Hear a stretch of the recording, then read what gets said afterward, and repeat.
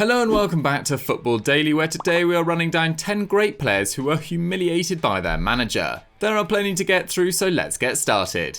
10. David Luiz. Capped 57 times by Brazil and a title winner in 3 different countries, David Luiz has spent the majority of his career being unfairly maligned. Brought back to Chelsea in August 2016 by Antonio Conte after 2 trophy-laden years at PSG, which included a domestic treble in 2015-16 as they conceded just 0.5 goals per game, things started well for the Brazilian. He played 33 Premier League games in the centre of a back 3, as Chelsea won the league, completing a team-high 4.8 long balls per game and 81% of his tackles, 6% more than Van Dijk in the season he won PFA Player of the Year. But after starting 8 of their first 10 league fixtures of the following campaign, 5 of which the Blues won, Luiz would play just 2 further games all season, as injuries and Conte's preference for Rudiger and Christensen saw him play just 839 league minutes. Chelsea finished 5th, Conte was fired, and David Luiz was quick to herald his successor Maurizio Sarri as a fantastic person, who brought the enjoyment back to the bridge.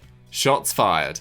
9. Peter Schmeichel. Sir Alex Ferguson's public fallings out with players are the stuff of legend. From Beckham and Keane to Wayne Rooney, many have faced his wrath. But you may be surprised to know that Peter Schmeichel, arguably Man United's greatest goalkeeper of all time, was once on the receiving end. Wind back to January 1994 and Peter Schmeichel, in just his 3rd year in Manchester following his transfer from Brøndby, had just conceded 3 goals from 3-0 up to draw against Liverpool at Anfield. Fergie was unsurprisingly apoplectic, and despite Big Pete claiming he had played really well, the fiery Scot came at him because his goal kicks had apparently been too straight. An enormous row ensued, and the next day the 129-cap Dane was sacked on the spot. Ferguson called a team meeting and announced what happened in the Anfield dressing room is unacceptable, before leaving the room. Schmeichel apologised to the players, not knowing Sir Alex was listening behind the door. Ferguson gave him another chance, and thank goodness he did. The 6'3" stopper would help them to another 4 Premier League titles and their first European Cup in 31 years before departing.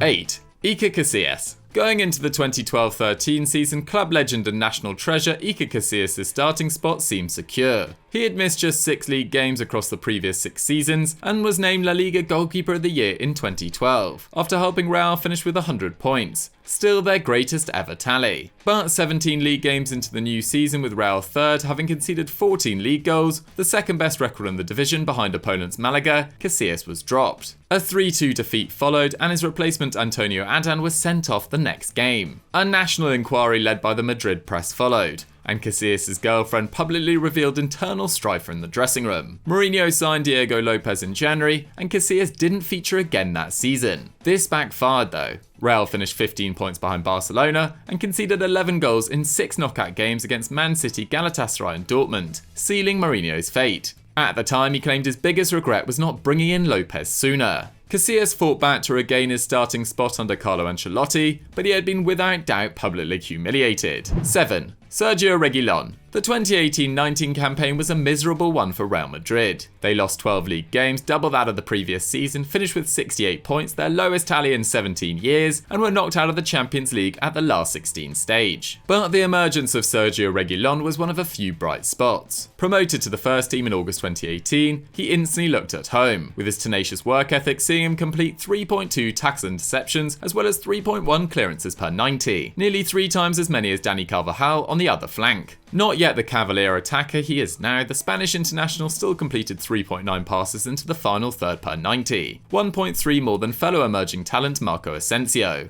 But the return of Zidane on the 11th of March, their 3rd manager of the campaign, saw the academy graduate play just 180 minutes until the end of the season. Having fallen out with Zidane's son Luca in the academy, Reguilon was loaned out to Sevilla for 2019-20 and is now playing for Mourinho's high-flying Spurs. Meanwhile, Zidane will have to start thinking about replacing his 32-year-old backup Marcelo this summer, whose defensive deficiencies continue to cost Los Blancos points. 6. Alan Shearer.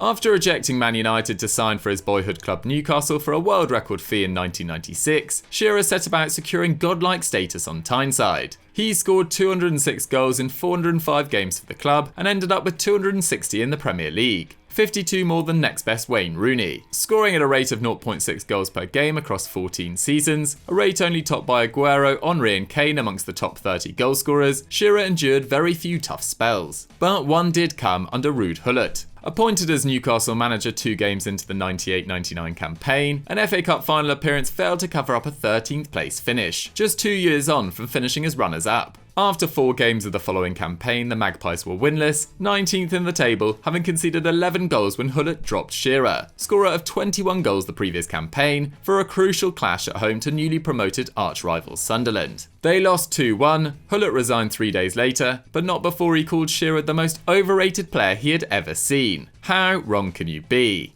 5. Ángel Di María. In June 2010, Ángel Di María signed for Real Madrid as a 22-year-old with 3 years of European experience with Benfica, alongside 2 stars of that summer's World Cup, Mesut Ozil and Sami Khedira. Di María instantly proved his worth, with 17 goal contributions in 35 league games, while creating 2.7 chances per 90, third in the squad behind Ozil and Kaká. Over the next 3 years, he contributed a further 44 league goals, a figure only topped by Ronaldo, Benzema and Higuain, as Real won a La Liga and 2 Copa del Reys. But the pièce de résistance came in the 2014 Champions League final. The 102-capped Argentinian had been absolutely superb all tournament, with 3 goals and 5 assists in his first 10 games in the competition, whilst churning out 4.4 shot-creating actions per 90. He continued that form in the final, as he completed 3 tackles and interceptions, 6 dribbles, created 2 chances and fired off 2 shots as he picked up man of the match. But just 3 months later, Di Maria's world was turned upside down as he was sold by Carlo Ancelotti and Florentino Perez against his will to make way for James Rodriguez. Brutal.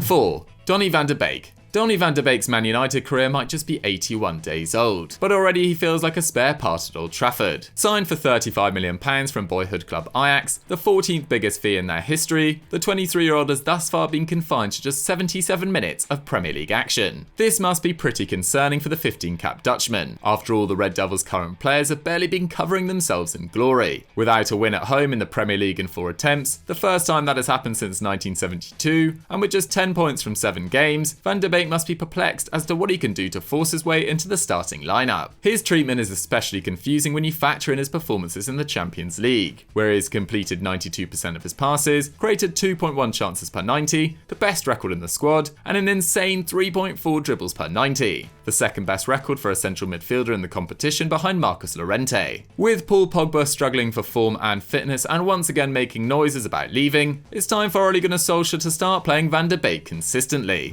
3. Aymeric Laporte. A player unfairly overlooked at international level is without doubt Aymeric Laporte. Winner of 2 Premier League titles, 2 League Cups and an FA Cup in his 3.5 years in England, when fit the 26-year-old is without doubt one of the division's best centre-backs. Although injuries have limited him to just 18 Premier League games since the start of 2019-20, 40% of the available game time, he managed to truly show his worth in his 35 league appearances the previous campaign as Man City won the title by a point. While his 75% tackle success rate was exceptional, it was with the ball at his feet that he really excelled. 7.1 progressive passes per 90 was only 0.5 fewer than De Bruyne managed, while his 322 passes into the final third was only topped by Chelsea's Jorginho in Europe's top 5 leagues. And yet somehow the 26-year-old is still waiting for his first cap for France, after injuring himself in August 2019 following his only call-up. Whilst World Cup winners France have a plethora of great centre-backs, Laporte must have watched on perplexed as Sakho, Rami, Mangala and Mathieu have all featured 48 times between them under Deschamps. Baffling.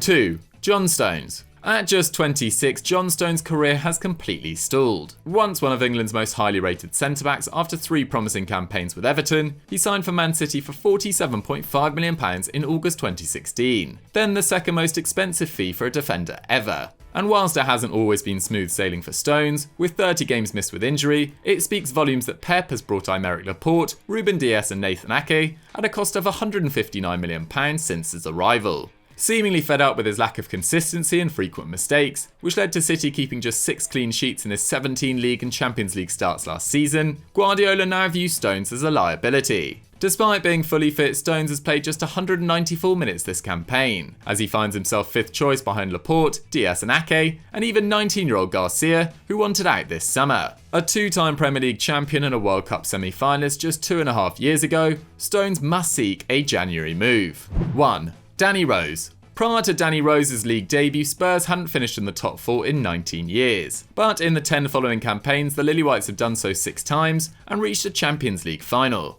Initially slow to get England recognition, Rose has made 29 Three Lions appearances since 2016, 21 of which have come under Gareth Southgate, the most of any left-back and only topped by 12 players. And yet come November 2020, the Leeds Academy graduate found himself without a squad number and playing in central midfield for the under-23s against Derby County. For a player who just over 2 years ago was representing England at the World Cup, this is a complete humiliation. Mourinho has made his thoughts perfectly clear, saying Danny is not part of our squad. In Jose's defence, he did sanction a move to Newcastle in January, and it's not his job to find Rose a new club. But with Sergio Reguilon having fitted in seamlessly, Ben Davies providing backup, and Ryan Sessegnon to come back from Hoffenheim, it's clear he best find one quickly, or risk fading into obscurity before he even turns 31. So guys, that was 10 great players humiliated by their manager. What did you guys think of the list, and did I miss anyone out? Let me know in the comments down below. If you've enjoyed this video, don't forget to smash that like button, leave a comment and subscribe to the channel, and I'll see you next time.